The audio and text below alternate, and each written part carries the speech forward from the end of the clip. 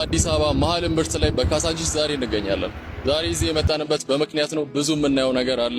ይህ እድል እንዳያመልጣችሁ፣ አብረን እንቆይ፣ ላሳያችሁ።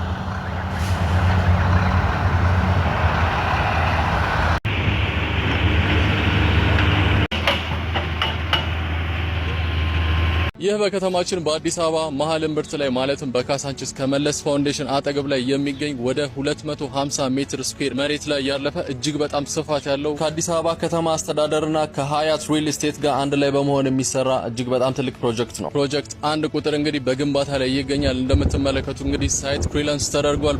በአሁኑ ወቅት እንግዲህ ለግንባታ ዝግጁ ሆነው እንግዲህ እናንተ ነው እየጠበቀ ያለው። ታዲያ በዚህ ቦታ ላይ ማለትም እጅግ በጣም ስፋት ባለው ቦታ ላይ የሚገነቡት እንግዲህ ከባለ 1 መኝታ ቤት እስከ ባለ 4 መኝታ ቤቶች ናቸው። ታዲያ ይህንን የመኖሪያ ቤት ከሌሎቹ ለየት የሚያደርገው የያዘው የመሬት ስፋት ብቻ ሳይሆን ማለትም ወደ 250,000 ሜትር ስኩዌር መሬቱ ብቻ ሳይሆን ነገር ግን መሬቱ እንዴት እንደሚጠቀሙት ነው። ቤቶችም የሚገነቡበት መንገድ 40-30-30 የተባለ ሲሆን ከሙሉ መሬቱ ላይ 40% ቤቶች የሚገነቡበት ሲሆን 30% ደግሞ የተለያዩ መንገዶች ይገነባበታል። ቀሪው 30% ደግሞ ለተለያዩ ግሪን ኤሪያዎችና መዝናኛ ቦታዎች ይውላል ማለት ነው። ይህም መንገድ ነፋሻማና ለመኖር ምቹ ያደርገዋል ማለት ነው።